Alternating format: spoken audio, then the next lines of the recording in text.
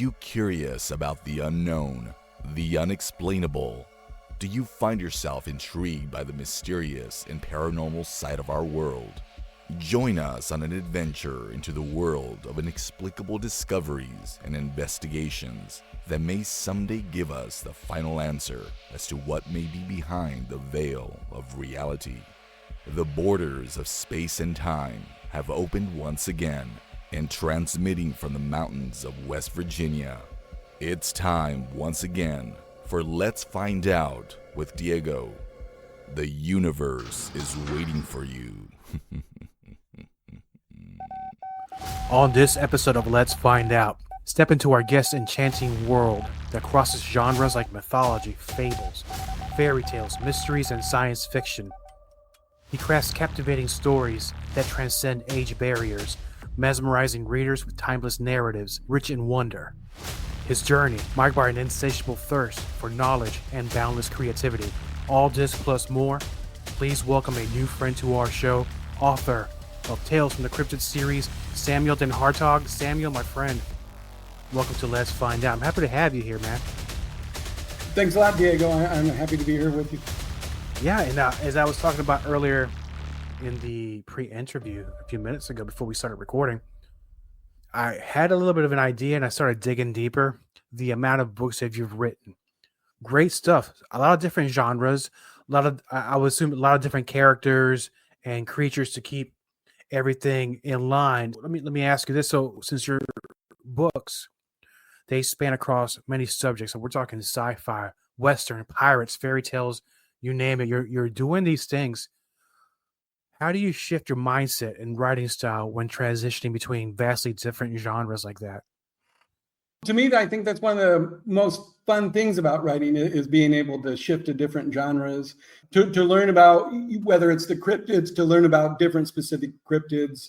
You know, when have they been seen? When have they been witnessed? What is their backstory potentially? Think about that. And then maybe, you know, suddenly I'm shifting over to writing a book about ancient Egypt, or a Western book. So it keeps it exciting for me as an author to be able to, I like learning. And so with each book, if I can learn something new, then that helps, me keep my excitement going so that I'm able to produce something. The other people then in reading them will be able to learn new things as well. And I would assume, I can only assume, what was that? Was that the plan the whole time? Normally an author, they'll start with one thing and they stick to it for a while, and then they shift here and there, but you seem to, you're hitting every spectrum. So what was your first series like? What did you do the first time? My very first book was actually a little bit shorter than a lot of mine now, about 25,000 words. And it was just called After We Are All Gone. Sort of, the planet ended, not so going into so much as how it ends, but how it evolved over the course of 5,000 years, 50,000 years, 500,000 years, going on that. And then I did one about an AI rebellion. I did one about, so I started off with several sort of dystopian or futuristic novels. It was really by about the second book that I realized, hey, I really like this. This is what I want to do. I wasn't always writing books. I used to write computer programs and make video games. But in writing them, if I only wrote one genre, then I would get bored. A lot of times I can do about the most 3 in one genre before I have to switch to a different genre. I just feel like I'm losing my enthusiasm, my steam. Like if I wrote a 4th book of that same genre, it probably would not come out very good because my mind itself wants to switch. So I like switching genres. I like switching, like in the Tales of the Cryptid series, for example, I wrote those in first person from the point of view of the cryptid, which in reflection, I'm not sure was the perfect choice. Maybe later I'll explain why that was, but I like writing in first person. I have a Forge Your Own Path series, which is sort of like the old Choose Your Own Adventures, where you get to pick all these different paths. So that I get to write in the second person. Everything's you. That can be challenging sometimes. You never want to make it, not for any political reasons, but you don't want to make it a specific gender because you want both a female or male reader to be able to enjoy the book. So you always has to just be you. And then all the books that the majority of my books are written in the third person. So some of them are taking inspiration from old tales that have existed, like Grimm fairy tales or Arabian Nights, and reimagine them with more details and added dialogue and characters. And then a lot of them are just taking ideas that come into my mind, or even in the Tales of the Cryptid series, it was actually one of my readers that inspired me to get started with it, that said, hey, could you write some books about cryptids? Well, and we're definitely going to get into the whole thing with cryptids here. So you mentioned a couple of things as you were telling us about Choose Your Own Adventure. When I was a kid, those were pretty big books, and I'm not gonna lie to you, I used to cheat because like you read through, find anything that you like, and then figure out what choices you can take to get there. It's like, I ain't dying today. So I used to cheat, and I mean, at that time, those types of books were very entertaining. It actually kind of helps you with decision making. I think when you're a kid, this kind of helps. And then when I got into video games, the same thing. I don't know, was it a Commodore 64? They had a Hobbit game.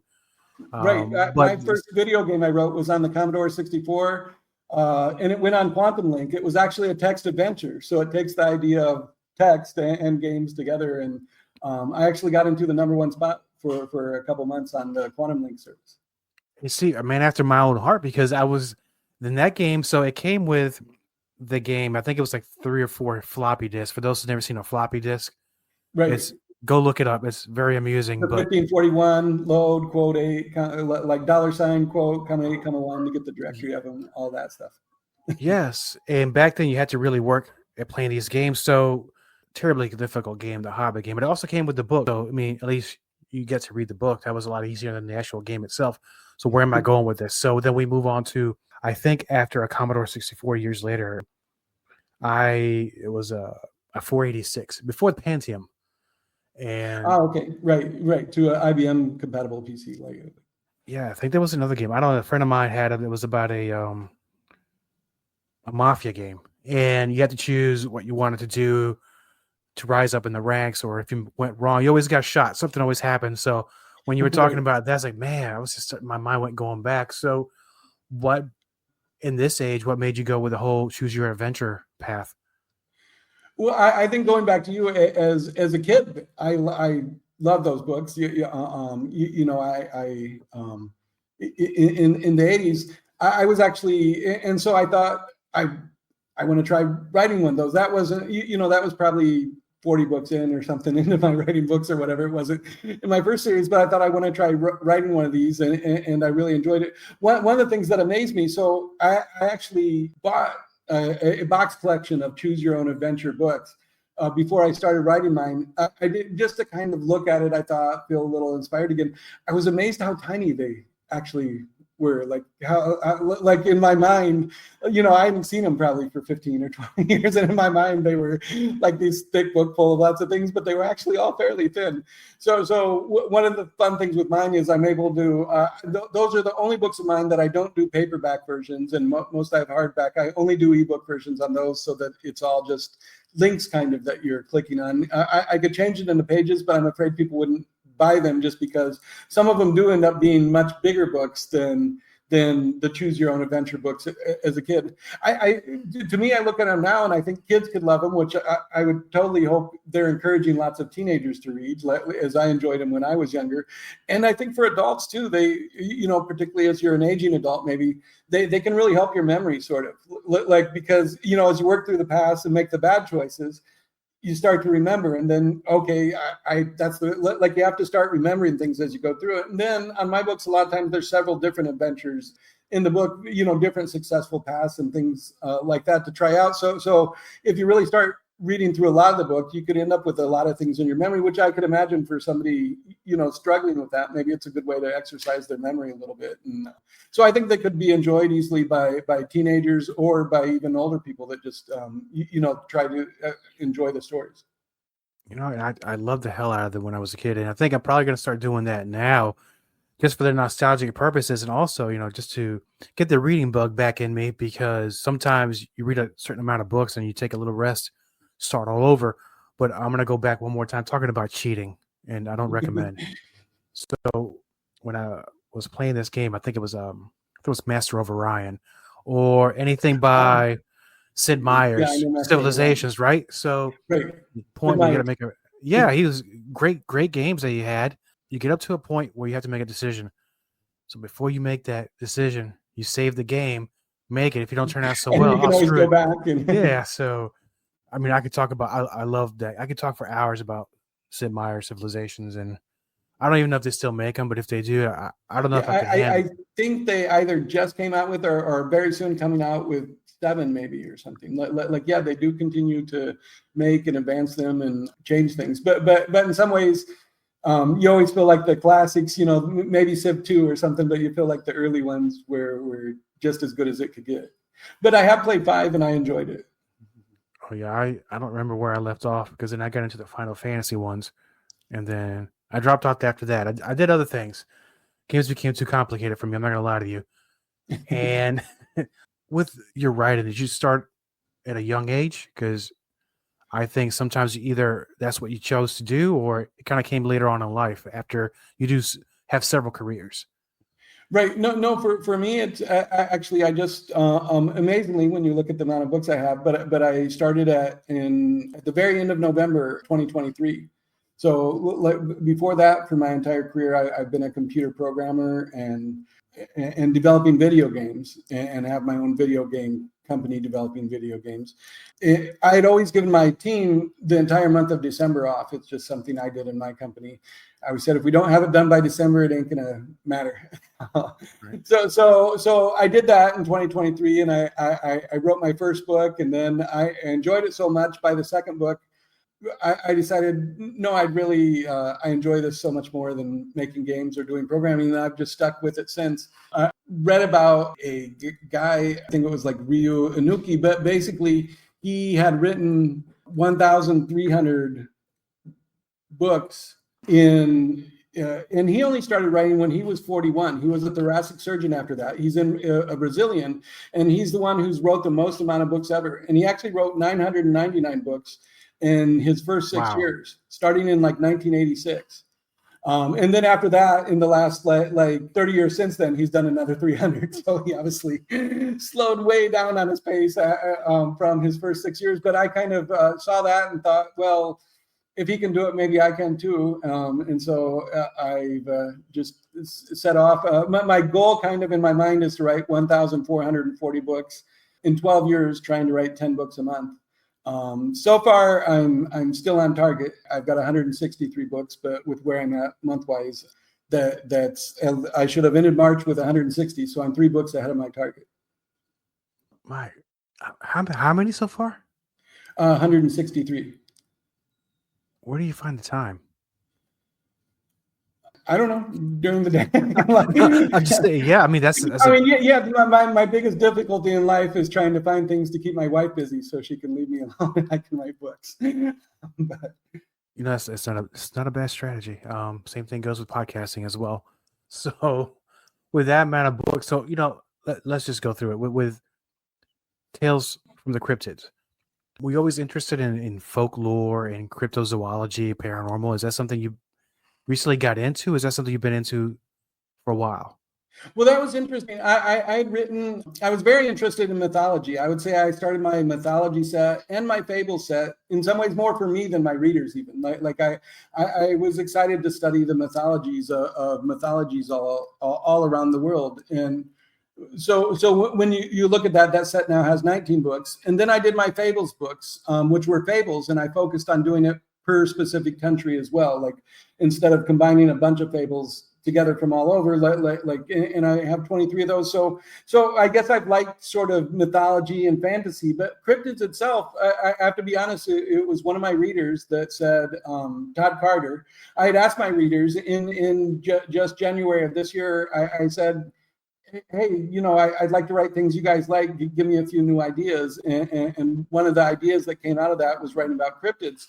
And at that point, I knew about Bigfoot and the Yeti, but that's about it. Like of my first 6 books, which I have Bigfoot, the Chupacabra, I'd heard of the Chupacabra, of course. I live in Mexico, so that's popular, but I didn't know tons about it. The Mothman, the Jersey Devil that I've written about, and the Big Gray Man, which is actually the Big Gray Man of Ben McDo, which is a Scottish book. Those 3 I didn't even know 3 months ago. So that's why I said with every book I get to learn, and even the ones that I didn't know near as much. But I didn't know the Mothman at all, and or even the Jersey Devil, which turned out to be, you know, as I was doing my research, these are among the most well-known cryptids. So I wouldn't say I was incredibly versed in cryptozoology or anything like that before I started. But I'm enjoying the experience, and I'm enjoying trying to think, how to write a book from the viewpoint of the cryptid itself, which kind of, lets the reader think about them in maybe a different way than they do when a lot of the books that are out there are more about hunting them or trying to see them or catch them. My books, I'm trying to write more from the point of view of the cryptid itself. I was just thinking about that because normally is a monster hunting book or something happens similar like that. Either they're hunting them, they're being hunted by it, or somebody turns into a werewolf. But you rarely see it from a cryptid's point of view. And I'm kind of like you when I started doing the podcast not long ago. While I didn't know, I'm into UFOlogy, paranormal, cryptozoology, you name it. It's what the show here is about and the experiences. But every once in a while, you start learning about new cryptids, new things. And if you don't mind, because this is actually the first time I've heard about this one, but the big gray man, what is that? He's sort of like a Bigfoot, but he's more seen in the mist, seen in the shadows. Like they never even see him quite as furry. And it's one of the things I noticed. This is where I said, I don't know if I knew now what I knew then, would I have chosen first person point of view necessarily, because you get into the Bigfoot, I made my Bigfoot in the Pacific Northwest, and then the Yeti is in the Himalayas. And so this one's in a mountain called Ben Macdhu in Scotland. The thing is they're all sort of Bigfoot, like, as I call them, wild man type creatures. And so that's where I wonder how many, initially I looked at this, the reader gave me the idea, and I started doing research, and I'm like, wow, there's, 50, 100, I'm going to be able to do tons of books in this series. But then I realized a lot of them, even though their location is different, there's a lot of Bigfoot type creatures that are all over, Europe, the US, the earth. But how many times can I tell a story of a creature that's in nature, that's maybe hunted by people, that's doing these things regardless of, where it's at, differently, before it starts to feel like I'm just telling the same story over and over again. Whereas if I had done it from third person of the 100, you could be telling more of the story of the people that are trying to hunt it instead of just the creature itself, maybe. And when you were doing a lot of the research, you mentioned the readers were giving you pointers. Hey, cover this person, cover this cryptid, this monster. Have you looked into some of the stories of people who've reported to have experiences? Did any of that bleed into the books? Yeah. Oh, yes, absolutely. My first two books, not as much. The Bigfoot and the Chupacabra, it's more just their stories and a fictional story just based on, characteristics of them or things like that. But the rest of the books started with the Mothman in particular. If you're going to tell the Mothman, you want to really tell the book in the late 60s, at the time of the Mothman, where it was located. And so even all of the interactions that are documented with the Mothman, they're in the book, but telling about those interactions with those same people, but from the point of view of the cryptid. So I like to fit those in. The same thing with the Jersey Devil. Once you get into like the 1830s, he was supposedly born in 1735. But once you get into the 1830s or so and beyond, then there's a lot of documented encounters. And so in my book, I was able to make up a few encounters between when he was born and he like disappears for 100 years. So I get to make up those encounters, but then all the encounters after that are really much more based on actual encounters that have been documented. The Yeti was a little different. I put him in Tibet, in the Himalayas, and so part Tibet, part Nepal. But like when the Dalai Lama escaped from Tibet, he helped him through the mountains for that 6 or 8 weeks or things like that. Like I try to, mix the cryptid in with actual history of the area or things like that have happened. And with the big gray man of Ben Macdhu, most of the book is based up on, the documented encounters that have happened. The Jersey Devil has a few ratings. These newer ones are just out, so I don't have enough feedback yet. I know my first two, where I didn't link it quite as much to actual encounters, have been rated very well so far. So I got to see if tying it to encounters actually makes a better book than just doing something that's a little bit more purely fictional.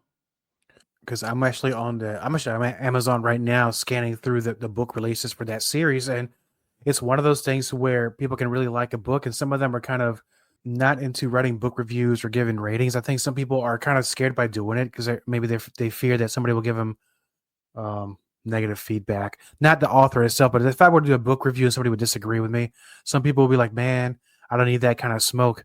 But Yeah. All of my books, every Sunday I give away at least one, or like this Sunday 3 books, depending on how. But I give away all of my books at least once after they're first published for free. And yeah, I would say reviews to orders at least, but some of these people might just be sort of collecting them and not always reading them, so it's hard to tell. But yeah, I usually get about 1 review per every 100 orders, which is, as an author, that's probably the not that it's but it's, I wish I had more reviews, but I try to let all my reviews come as they will, so that way I can tell what my readers actually, what they like, what they reviewed the most. It's weird talking about like my science fiction books get reviewed a lot, so I keep trying, but they generally average about 3 stars. They're not my best rated books, but they get the most reviews, so I figure maybe I should keep trying. Hopefully I can figure out how to write one that'll be a 4-star science fiction book eventually, but people definitely read them, or at least they like to review them.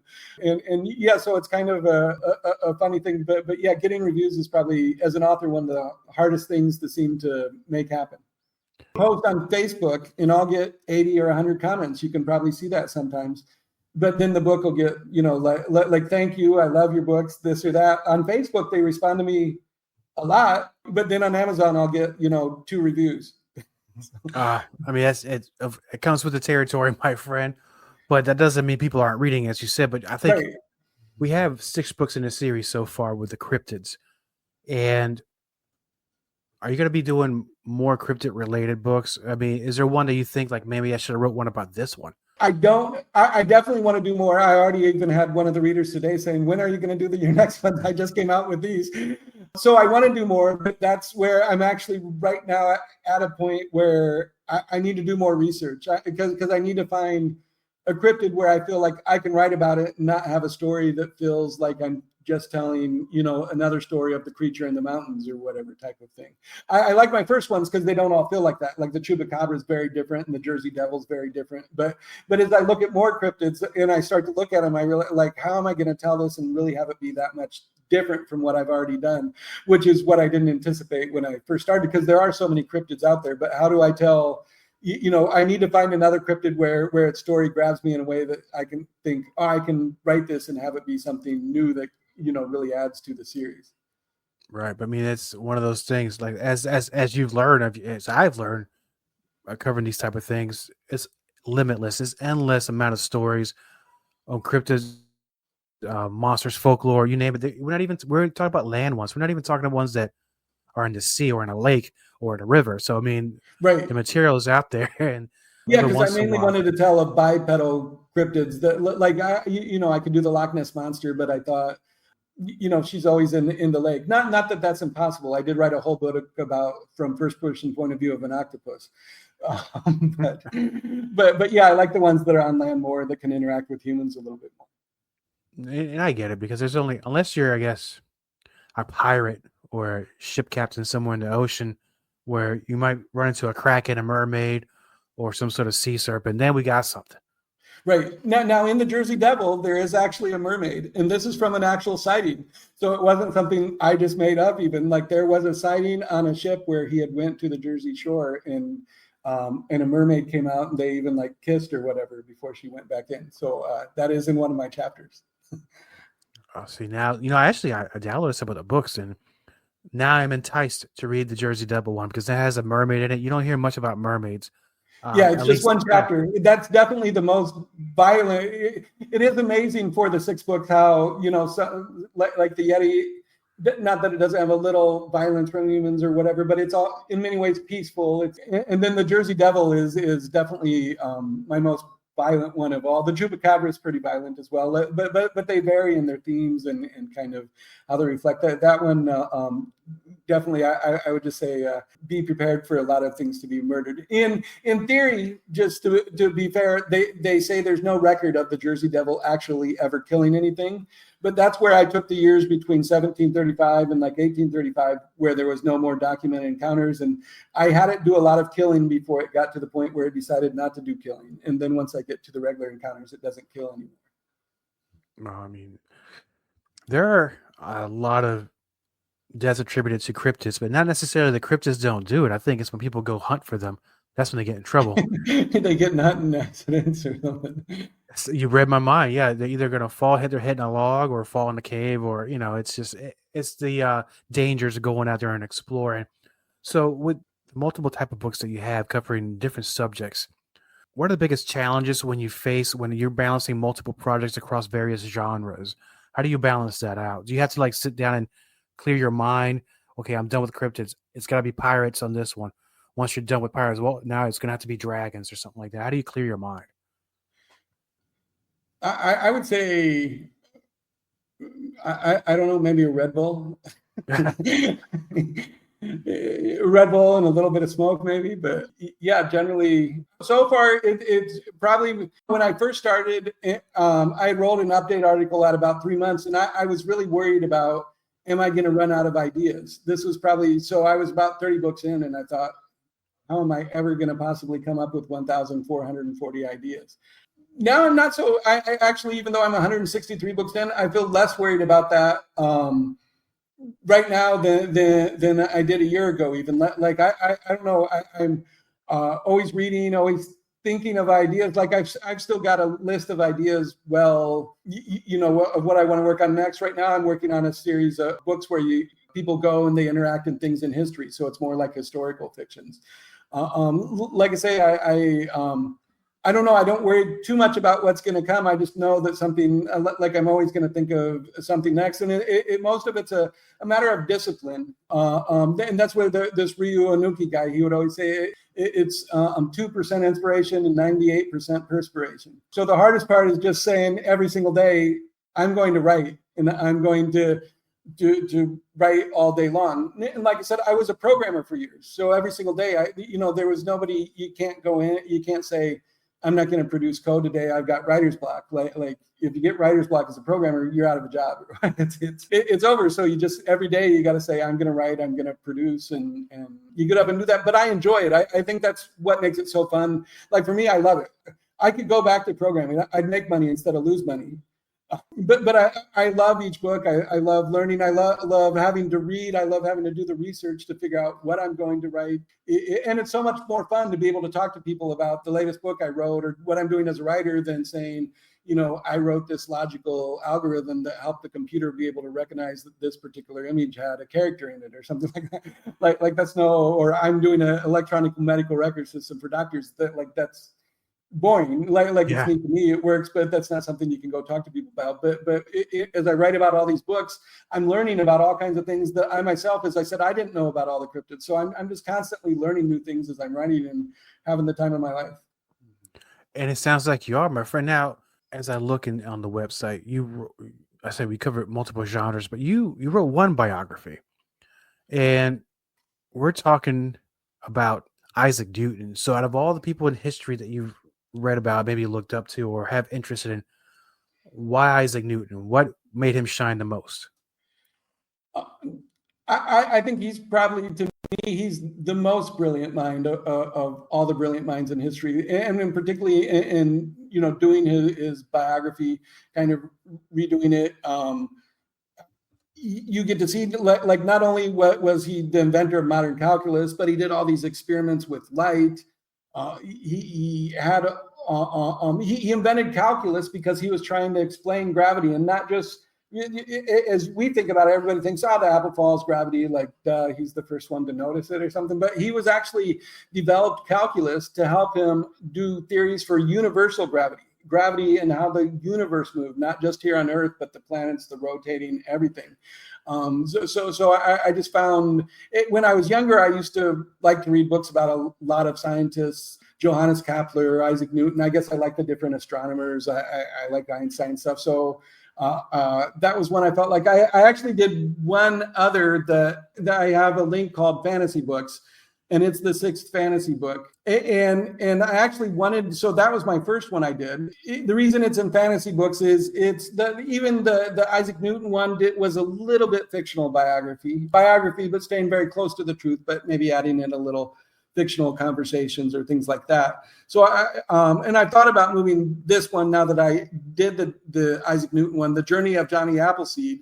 I did that mainly. That one I wrote because I grew up in Fort Wayne, Indiana, until I was 18 years of age. But we have a Johnny Appleseed Park. Every year they have the Johnny Appleseed festival. It was sort of a big thing. And when I went to go write about Johnny Appleseed, I realized that there was actually there were things known, but not as much known as I thought there was. So definitely in the fictional biography of Johnny Appleseed, I had to invent some stories based on things that would seem like the things that he sort of did, but not having enough details to really do a full biography, became much more. It's much more of a fictional biography even than the Isaac Newton one was, and so that's why I put it in the fantasy category. So for guys that grew up in our times, we've heard of the name Johnny Appleseed. I think that kind of name has kind of faded out as the decades go by. If you don't mind, can you tell us a little bit about who Johnny Appleseed was? So he was a man, I believe he was born in Massachusetts, and he ultimately went out to Pennsylvania area, started working on farms. At the times in the past, apple cider, and this is what I didn't realize either, apple cider was actually a huge part of the pioneering type times, and that's what they drank.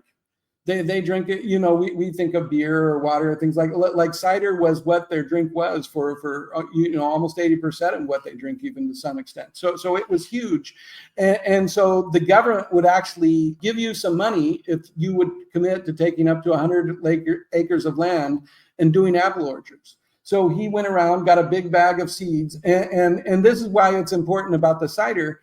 Though the trees that come from seeds actually create apples that are called spitters, because if you bit into them, you'd spit it out because it's sour.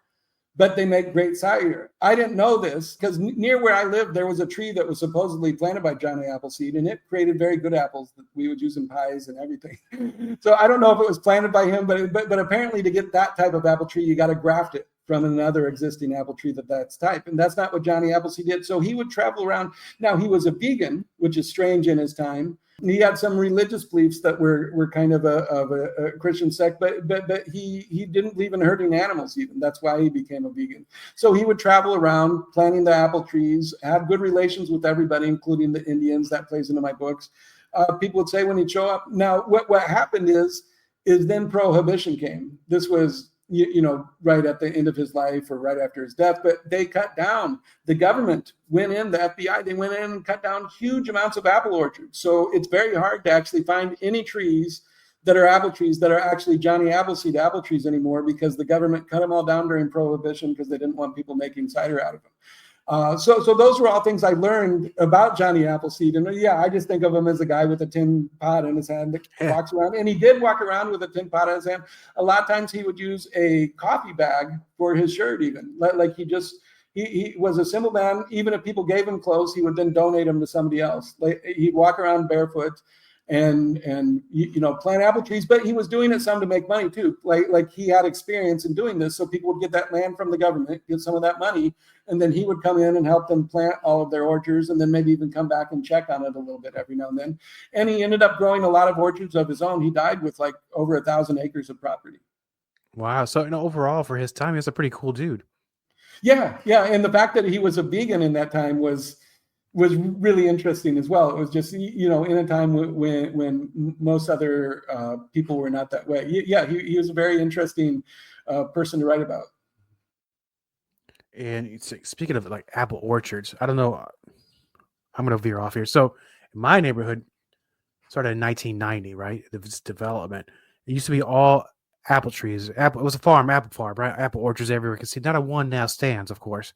And now I got to pay like $5 for a pound for apples at a store. Isn't that kind of, I don't know, man. I feel kind of cheated on that point, because I'll eat the hell out of some Honeycrisp apples, but I got to pay the price though. Had I had my apple orchard here, I think I'd be better off.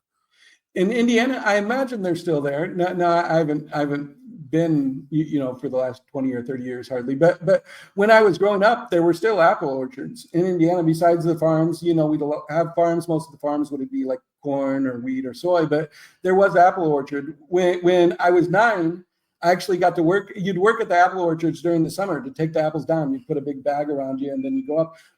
It was mostly teenagers that were doing it, but most were like 16. So they'd always make at least twice as much money as me because they were much bigger and they could hold a lot. I'd have to come down and go back, but it was fun work actually. I mean, you're going up and climbing up trees and taking down apples and stuff. So you take them all down for the farmer. And I only did that 1 year when I was 9, but like I said, I was much younger than all the other workers. I wanted to. It wasn't like a child abuse thing. My brother and sister who were older were doing it, and I wanted to do it. And you made any money you make when you're 9 is like great money. Oh yeah, I remember when I used to get every once in a while. Grandma and Grandpa used to visit, give you like $5 bill. You're like, oh, I struck it rich. So whatever you can do to get that extra money and spend it, that's great. Now, before we go, I can't let this one pass because I know you write about a lot of things. A lot of it is fun. A lot of it is biographies, and because you have vampires as well, a cookbook. But I just saw this, and I'm trying not to laugh as you were talking. So now I can. Toilet Paper Man. that was my one attempt at a superhero book, and that's where you notice most of my books I will not say one and give up.